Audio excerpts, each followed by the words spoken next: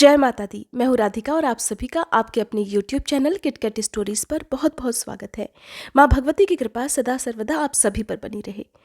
मेरा स्वास्थ्य थोड़ा सा ठीक नहीं है, हो सकता है आपको कथा मिलने में थोड़ी सी देरी हो जाए या हो सकता है एक आध दिन कथा ना सुना पाऊँ, तो उसके लिए मुझे क्षमा कीजिएगा। वैसे मेरी पूरी कोशिश रहेगी कि मैं हर दिन आपको नियत समय पर कथाएँ सुना सकूँ।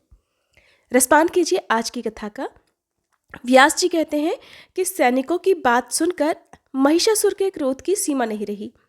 उसने अपने सारथी को बुलाकर कहा कि जिसमें 1000 गधे जोते जाते हैं, जो ध्वजा और पताका से सुशोभित है, जिस पर अनेकों आयुध रखे रहते हैं और जिसके चक्के और युगंधर बड़े मजबूत हैं, वो मेरा प्रकाशमान अद्भुत रथ अभी मेरे सामने उपस्थित करो।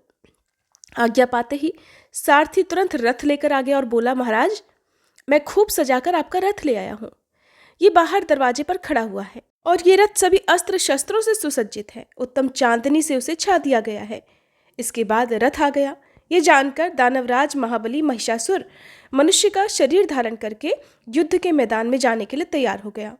उसने मन ही मन सोचा कि मैं भैंसे के रूप में हूँ, मेरा मुख बहुत कुरूप है, मेरे मस्तक पर सींग है। इस रूप को देखकर देवी अवश्य ही उदास हो जाएगी। स्त्रियों को प्रसन्न करने के लिए सुंदर रूप और चतुरता बड़ी आवश्यक है। इसलिए आकर्षक रूप और चतुरता से संपन्न होकर ही मैं उस युवती के सामने जाऊंगा, जिससे मुझे देखते ही उसके हृदय में प्रेम का उदय हो जाएगा। मेरे लिए भी मुख की संभावना इसी स्थिति में है। यो मन में विचार कर उस महाबली दानवराज ने भैंसे का रूप त्याग कर सुंदर पुरुष की छवि धारण कर ली। उसके हाथों में अब संपूर्ण आयुध सुशोभित थे। उसके सुंदर शरीर को दिव्य वस्त्र सुशोभित कर रहे थे। ऐसा लगता था मानो कोई दूसरा कामदेव ही हो। हाथ में धनुष बाण लेकर वो रथ पर बैठ गया। केयूर और हार उसकी छवि बढ़ा रहे थे। अभिमान में चूर होकर सेना साथ लिए हुए वह भगवती जगदम्बा के पास पहुंच गया। उस समय उसने ऐसा सुंदर वेश बना रखा था जिसे देखकर अपने रूप का अभिमान करने वाली स्त्रियों के मन भी उधर आकर्षित हो जाए। जब देवी ने देखा कि दैत्यराज महिषासुर निकट आ गया और उसके बहुत से वीर भी उसके साथ आ रहे हैं, तब उन्होंने शंख ध्वनि आरंभ कर दी। जन समाज में आश्चर्य प्रकट करने वाली उस शंख ध्वनि को सुनकर महिषासुर भगवती के पास आ गया और मानो हंसता हुआ उनसे बोला, देवी, ये जगत परिवर्तनशील है। स्त्री या फिर पुरुष जो भी इसमें रहते हैं, सबके मन में सब प्रकार से सुख भोगने की ही इच्छा बनी रहती है। मनुष्यों को संयोग में ही सुख प्राप्त होता है, वियोग में सुख की संभावना कभी नहीं की जा सकती। मैं एक वीर पुरुष हूँ। तुम मेरे साथ यदि संयोग करती हो तो तुम्हें सर्वोत्कृष्ट सुख प्राप्त होना बिल्कुल निश्चित है। प्रिय, मैं अपनी रुचि के अनुसार तरह तरह से रूप धारण कर सकता हूँ। इंद्र प्रभृति सभी देवता संग्राम में मुझसे परास्त हो ही चुके हैं। इस समय मेरे महल में जितने भी दिव्य रत्न हैं, उन सभी का उपभोग करना तुम्हें सुलभ होगा, या फिर इच्छानुसार तुम उनका दान भी कर सकती हो। सुंदरी, अब तुम मेरी पटरानी बनने का प्रस्ताव स्वीकार करो और मैं तुम्हारी दास्ता स्वीकार करने के लिए तैयार हूँ। तुम्हारी आज्ञा मानकर मैं देवताओं के साथ वैर करना भी छोड़ दूंगा, इसमें कोई संदेह नहीं। तुम्हें जिस प्रकार भी सुख मिलता हो तुम वही काम करो, यही मेरे लिए शिरोधार्य है। मधुर वचन बोलने वाली है प्रिय, तुम्हारे नेत्र बड़े ही विशाल हैं। मेरे लिए जैसा आदेश हो वैसा ही संपन्न करने को मैं उत्सुक हूँ, और तुम्हारे रूप ने तो मेरे मन को मोह लिया है। सुंदरी, अब मैं अत्यंत आतुर होकर तुम्हारी शरण में आया हूँ। कामदेव के बाणों ने मुझे बुरी तरह घायल कर दिया है। मुझे शरणागत की रक्षा करो। शरण में आए हुए की रक्षा करना सभी धर्मों में उत्तम माना गया है। काली भौहों से अनुपम शोभा पाने वाली है कृशोदरी, मैं तो तुम्हारा निजी चाकर हूँ। मुझे तुम्हारी चाकरी अर्थात नौकरी करना स्वीकार है। जीवन पर्यंत मैं सत्य वचन का पालन करूंगा, कभी विचलित नहीं होऊंगा। सुंदरी, मैंने तरह तरह के आयुध त्याग दिए हैं। तुम्हारे चरणों में इस समय मेरा मस्तक झुका हुआ है, मुझ पर दया करो। सुंदरी, जन्म से लेकर आज तक मेरे मन में इतनी दीनता कभी नहीं आई थी। ब्रह्मादि अनेक शक्तिशाली पुरुषों से युद्ध होने पर भी मैं दब नहीं सका। केवल तुम्हारे ही सामने मैं अधीनता स्वीकार कर रहा हूँ। ब्रह्मा प्रभृति संपूर्ण देवता युद्ध में मेरे चरित्र से पूर्ण परिचित है। भामिनी, आज वही मैं तुम्हारा सेवक बनकर तुम्हारे सामने उपस्थित हूँ। जरा मेरी ओर देखने की कृपा तो करो। व्यास जी कहते हैं इस प्रकार महिषासुर अनाप शनाप बक रहा था। अनुपम छवि धारण करने वाली भगवती चंडिका के मुखमंडल पर प्रसन्नता की किरणें चमक उठीं। फिर उन्होंने मुस्कुराकर कहना आरंभ कर दिया। देवी ने कहा, परम पुरुष परमात्मा के अलावा अन्य कोई भी पुरुष मेरा अभीष्ट नहीं है, और दैत्य मैं केवल उन्हीं को चाहती हूँ। अखिल जगत की सृष्टि करना मेरा प्रधान कर्तव्य है। वे परम पुरुष संपूर्ण विश्व के आत्मा हैं। मुझ पर उनकी दृष्टि लगी रहती है क्योंकि मैं उनकी प्रकृति हूँ। मेरा विग्रह कल्याणमय है। उनका सानिध्य पाने से ही मुझ में सदा प्रस्तुत रहने की चेतना आ जाती है, नहीं तो मैं जड़ थी। उनके संयोग का ये प्रभाव है कि मैं सचेतन हो गई हूँ। जिस प्रकार लोहा स्वभावतः जड़ होने पर भी चुंबक का संयोग होते ही उसमें चेतनता आ जाती है। मैं ग्राम में सुख भोगने की कभी इच्छा नहीं करती। अरे मूर्ख, तेरी बुद्धि तो बड़ी खोटी है। इसी से तू स्त्री संबंधी सुख के लिए इतना लालयित है। अरे, पुरुष को बांधने के लिए स्त्री एक सुदृढ़ जंजीर कही जाती है। लोहे से बंधा हुआ छूट भी सकता है, किंतु जो स्त्री रूपी सांकल से बंध जाता है उसका छूटना बड़ा मुश्किल है। स्त्री का संग करने में महान कष्ट उठाना पड़ता है। इस बात को जानते हुए भी तू मूर्खता क्यों कर रहा है? देवताओं से वैर छोड़कर स्वतंत्रता पूर्वक संसार में घूम, या फिर तुझे जीने की इच्छा हो तो पाताल लोक चला जा, या फिर चाहे तो युद्ध भी कर सकता है, और मुझ में शक्ति की कोई कमी नहीं है। दानव, तेरा वध करने के लिए ही देवताओं ने मुझे इस समय यहाँ आने की प्रार्थना की है। तू वाणी द्वारा आज जो मेरा सुहृद बन चुका है, इसी के फलस्वरूप मैं तुझसे सच्ची बात बता रही हूँ, क्योंकि तेरा ये व्यवहार अब मेरी प्रसन्नता का कारण बन गया है।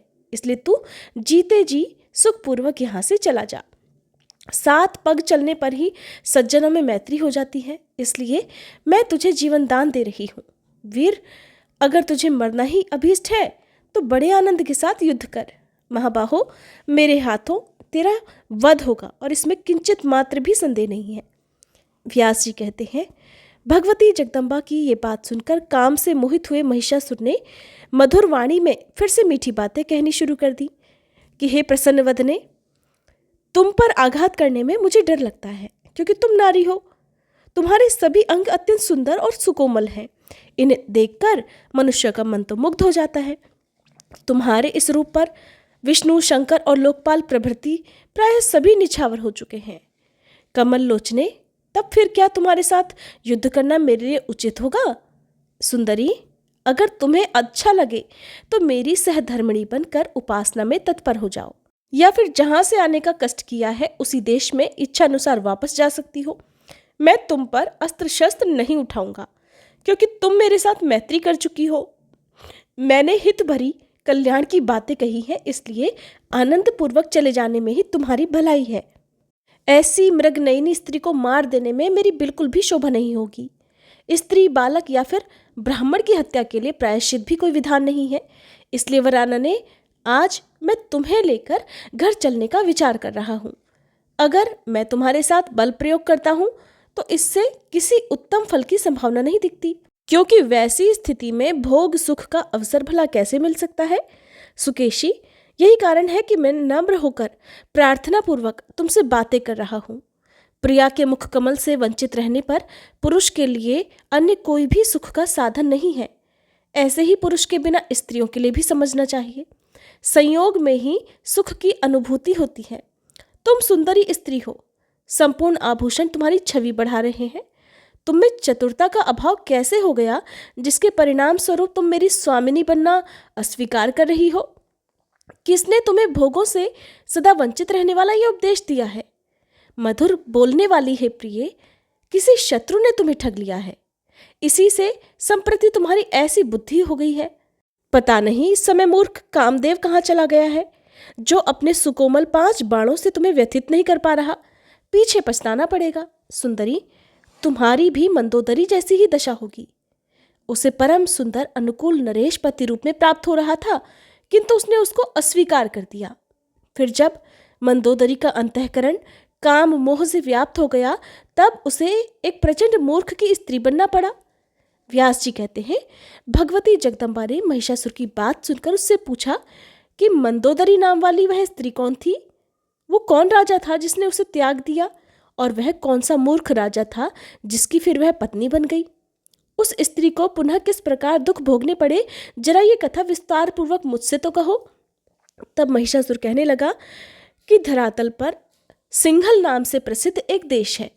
सघन वृक्ष उसकी शोभा बढ़ा रहे थे। धन और धान्य से उस देश का कोई भी भाग खाली नहीं था। चंद्रसेन नामक राजा की वहाँ राजधानी थी। वे राजा बड़े धर्मात्मा, न्यायशील और शांत स्वभाव के थे और बड़ी तत्परता से अपनी प्रजा का पालन किया करते थे। सदा सत्य बोलते थे। उनका स्वभाव बड़ा कोमल था। वे शूरवीर थे। उन्हें नीति के सागरोपम शास्त्र को पार करने की उत्कट इच्छा लगी रहती थी। शास्त्र और सभी धर्मों के वे पूर्ण जानकार थे। धनुर्वेद में उनकी अच्छी गति थी। उनकी सुंदरी स्त्री भी वैसे ही सर्वगुण संपन्ना थी। वह सदा श्रेष्ठ आचरण का पालन करती थी। पति भक्ति में उसका अटूट अनुराग था। चंद्रसेन की वह प्रेयसी पत्नी गुणवती नाम से प्रसिद्ध थी। उसमें सभी उत्तम लक्षण विद्यमान थे। उसने प्रथम गर्भ से एक अत्यंत सुंदरी कन्या को उत्पन्न किया। मन को मुग्ध करने वाली उस पुत्री को पाकर पिता बड़े ही संतुष्ट हुए। उनका मन आनंद से विह्वल हो उठा। उन्होंने नामकरण के अवसर पर उस पुत्री का नाम मंदोदरी रख दिया। चंद्रमा की कला के समान प्रतिदिन वह कन्या अब बढ़ने लगी। मन को आकर्षित करने वाली वह कन्या जब विवाह के योग्य हो गई, तब पिता चंद्रसेन उसके लिए वर ढूंढने लगे। इस विषय को लेकर उनका मन सदा चिंतित रहता था। उस समय सुधनवा नाम से प्रसिद्ध एक शूरवीर राजा मद्र देश में राज्य करते थे। उनका एक सुयोग्य पुत्र था। कंबुग्रीव नाम से जगत में उसकी प्रसिद्धि थी। ब्राह्मणों ने राजा चंद्रसेन से कहा कि इस कन्या के लिए अनुरूप वर कंबुग्रीव ही है। उसमें सभी उत्तम लक्षण वर्तमान है। उसने सभी विद्याओं का पर्याप्त अभ्यास भी किया हुआ है। तब राजा चंद्रसेन ने गुणवती नाम वाली अपनी प्रेयसी पत्नी से पूछा कि अपनी इस कन्या के लिए सुयोग्य वर चाहिए और मेरा विचार है कि कंबुग्रीव के साथ इसका विवाह कर दिया जाए। तुम्हारी क्या इच्छा है? स्वामी की बात सुनकर रानी ने आदरपूर्वक अपनी कन्या मंदोदरी से पूछा कि पुत्री, तुम्हारे पिता राजकुमार कंबुग्रीव के साथ तुम्हारा विवाह करना चाहते हैं। तुम्हें पसंद तो है ना? माता का ये वचन सुनकर मंदोदरी ने उससे अपना विचार प्रकट किया कि मैं पति का वरण नहीं करूंगी। माता, विवाह करना मुझे बिल्कुल भी अच्छा नहीं लगता। मैं कुमारी व्रत में रहकर अपना जीवन बिताऊंगी। माता, स्वतंत्रता पूर्वक विचरण करने की मेरी इच्छा है। मेरा प्रतिक्षण तपस्या में बीतेगा। इस संसार रूपी समुद्र में परतंत्र व्यक्ति को अनेकों कष्ट उठाने पड़ते हैं। शास्त्र के पारगामी विद्वानों का कहना है कि मोक्ष का साधन स्वतंत्रता ही है, इसलिए मैं मुक्त रहूंगी। मुझे पति से कोई प्रयोजन नहीं है। विवाह होते समय अग्नि के साक्षित्व में यह प्रतिज्ञा की जाती है कि पतिदेव, मैं सब तरह से आपके अधीन बन गई। फिर ससुराल में जाकर सास और देवर प्रभृति जितने भी हैं, उन सब के अनुकूल होकर रहना पड़ता है। पति के मन में अपना मन मिलाए रखना इस दुख को सबसे अधिक माना गया है। अगर पतिदेव किसी दूसरी सुंदरी स्त्री के साथ प्रेम कर ले तो सौत से उत्पन्न होने वाले दुख का पहाड़ ही उस पर ढह पड़ता है। उस समय पति से ईर्ष्या उत्पन्न हो जाती है। फिर क्लेश होना तो स्वतः सिद्ध हो गया। संसार में सुख कहाँ है? खास करके स्त्रियों के लिए तो ये संसार सदा ही सुख से रहित है। इसलिए मेरी समझ से पति का वरण करना सर्वथा अवांछनीय है। पुत्री के इस प्रकार कहने पर उसकी माता राजा चंद्रसेन से कहने लगी कि प्रभु, राजकुमारी को तो विवाह करना ही पसंद नहीं है। उसे कुमारी व्रत का पालन करने की इच्छा है। जप और व्रत में सदा तत्पर रहकर ये संसार से विरक्त होना चाहती है। विवाह संबंधी बहुत से दोषों से वह पूर्ण परिचित है, इसलिए पति बनाने की बात उसे बिल्कुल अच्छी नहीं लगती। रानी की बात सुनकर राजा चंद्रसेन ने पुत्री की इच्छा अनुसार उसके विवाह का विचार ही छोड़ दिया। वह राजकुमारी माता पिता की संरक्षता में रहकर घर में ही समय बिताने लगी। स्त्रियों के अंग में जब जवानी के अंकुर जमने लगते हैं, तब काम की उत्पत्ति होने लगती है। अवस्था के अनुसार ऐसा होना स्वाभाविक है। पद पद पर ज्ञान की बातें करने वाली जिस राजकुमारी ने बार बार प्रेरणा करने पर भी पति स्वीकार करना नहीं चाहा था, वही एक दिन सघन वृक्षों वाले उपवन में दासियों के साथ प्रेम पूर्वक विहार करने के लिए पहुंच गई। वहां की लताएं पुष्पों से सुशोभित थीं। उन्हें देखती हुई वह प्रसन्न वदन वाली सुंदरी उस उद्यान में क्रीड़ा करने लगी। वह राजकुमारी पुष्प चुनती हुई विचर रही थी। इतने में ही उसी मार्ग से दैववश कौशल देश का राजा वहां आ पहुंचा। वीरसेन नाम से परम प्रसिद्ध वह राजा बड़ा शूरवीर था। उसके साथ कुछ सैनिक भी थे, परंतु उस समय वह अकेले ही रथ पर बैठकर आया था। उसकी बाकी सेना धीरे धीरे उसके पीछे आ रही थी। दूर से ही राजा वीरसेन किसी एक युवती की दृष्टि में आ गया। तब उस युवती ने राजकुमारी मंदोदरी से कहा कि देखो, इस रास्ते से रथ पर बैठा हुआ कोई पुरुष यहाँ आ रहा है। इस रूपवान पुरुष की भुजाएं तो बड़ी विशाल हैं। मेरा ऐसा विश्वास है कि भाग्यवश यहाँ किसी राजा का ही शुभागमन हो गया। इस प्रकार वह युवती बात कर रही थी।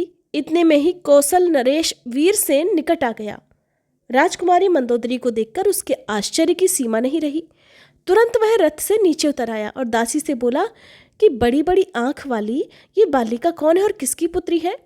मुझे शीघ्र बताने की कृपा करो। ऐसा पूछने पर दासी का मुख मुस्कान से भर गया। उसने कौशल नरेश वीरसेन से कहा कि सुंदर नेत्रों से शोभा पाने वाले हे वीर, पहले आप बतलाने की कृपा करें। मैं आपसे पूछ रही हूँ कि आप कौन हैं, कैसे यहाँ पधारे और किस काम से इस समय यहाँ आने का कष्ट उठाया है? दासी के यों पूछने पर राजा वीरसेन ने उससे अपना परिचय देना शुरू किया कि इस भूमंडल पर एक परम अद्भुत कौशल नाम का देश है। प्रिय, मैं उस देश का रक्षक हूँ। मेरा नाम वीरसेन है। मेरे पास चतुरंगिणी सेना है जो इच्छानुसार पीछे आ रही है। मार्ग भूल जाने से भटकता हुआ ही मैं यहाँ आ गया। मुझे उस देश का राजा समझो। सैरंध्री ने कहा, राजन, महाराज चंद्रसेन की ये राजकुमारी है और इसका नाम मंदोदरी है। ये कुमारी क्रीड़ा करने के विचार से इस उपवन में आई है। दासी सैरंध्री की बात सुनकर राजा वीरसेन ने उससे फिर कहा कि सैरंध्री, तुम तो बड़ी विदुषी हो, तुम मेरी बात राजकुमारी को समझा दो। मेरा कहना है कि सुलोचने, मेरा जन्म ककुस्थ वंश में हुआ है। मैं वहां का राजा हूँ। कामिनी, तुम गांधर्व विधि से मुझे अपना पति बनाने की कृपा करो। मेरे घर अन्य कोई पत्नी नहीं है। मैं तुम राजकुमारी को चाहने लगा हूँ। तुम कुलीन घर की कन्या हो ही। तुम्हारे पिता मेरे साथ विधि पूर्वक तुम्हारा विवाह भी कर सकते हैं। मैं तुम्हारा अनुकूल पति हूँगा, इसमें कोई संदेह नहीं। महिषासुर देवी से कहता रहा कि राजा वीरसेन के उपयुक्त वचन सुनकर सैरंध्री राजकुमारी मंदोदरी से ये संदेश कहने के लिए तत्पर हो गई। फिर उसने हंसकर बड़े मीठे शब्दों में कहा कि प्रिय मंदोदरी, सूर्य वंश के कुल दीपक ये राजा यहाँ पधारे हैं। ये बड़े सुंदर और शक्ति संपन्न है। इनकी अवस्था भी लगभग तुम्हारे ही जैसी है। सुंदरी, सभी प्रकार से तुम्हारे प्रति इनका प्रेम हो गया है। विशाल नेत्रों वाली है राजकुमारी, तुम विवाह के योग्य तो हो ही गई हो, परंतु तुम्हारे मन में विराग छाया हुआ है। इस बात को जानकर तुम्हारे पिता भी सदा दुखी रहते हैं। राजा ने लंबी सांस लेकर इस विषय में हमसे कहा है कि दासियों, तुम लोग सदा सेवा में संलग्न रहती हो। मेरी इस राजकुमारी को समझाओ। किंतु तुम्हारी हठधर्मी के कारण हम तुमसे कुछ भी नहीं कह पाती। हम तुम्हें समझा नहीं सकती कि राजकुमारी विवाह कर लो। फिर भी हम तुम्हें ये बता देना चाहती हैं कि स्त्रियों के लिए पति की सेवा ही परम धर्म है। ये मनु का कथन है। पति की सेवा में संलग्न रहने वाली स्त्री स्वर्ग प्राप्त कर सकती है। इसलिए हे विशालाक्षी, तुम विधि पूर्वक विवाह कर लो। राजकुमारी मंदोदरी ने कहा कि बाले, मुझे पति बनाना बिल्कुल भी पसंद नहीं। मैं अद्भुत तपस्या करूंगी। तुम इस कौशल नरेश को मना कर दो। ये निर्लज्ज क्यों मुझ पर आंखें गड़ा रहा है? सैरंध्री ने कहा, देवी, इस कामदेव पर विजय पाना बड़ा कठिन है। साथ ही काल की गति को भी टालना असंभव है। इसलिए सुंदरी, तुम्हें मेरे उचित वचन का पालन जरूर करना चाहिए। नहीं तो ये तो निश्चित ही है कि तुम कभी ना कभी दुख के गर्त में गिर जाओगी। सैरंध्री की बात सुनकर राजकुमारी ने उससे कहा कि दैववश जो होने वाला है वो तो होगा ही, उसकी मुझे कोई चिंता नहीं। परंतु मेरा ये सब तरह से निश्चित विचार है कि मैं विवाह नहीं करूंगी। महिषासुर ने देवी को आगे बताया कि राजकुमारी मंदोदरी का निश्चित विचार जानकर सैरंध्री ने जाकर कौशल नरेश वीरसेन से कहा कि राजन, आप इच्छानुसार यहाँ से पधारने की कृपा करें। आप जैसे सुसभ्य पति को भी ये राजकुमारी वरण करना नहीं चाहती।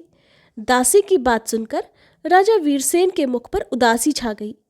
अपनी सेना के सहित वे अपने कौशल देश के लिए प्रस्थान कर गए। उनके मन में राजकुमारी के प्रति जो मोह उत्पन्न हुआ था वो भी अब नहीं रहा। देवी को महिषासुर ने इसके आगे का जो भी वृत्तांत सुनाया अब आप अगले अध्याय में सुनेंगे। उम्मीद है हर बार की तरह ये कथा आपको पसंद आई होगी। वीडियो अच्छी लगी हो तो प्लीज़ लाइक जरूर कीजिएगा।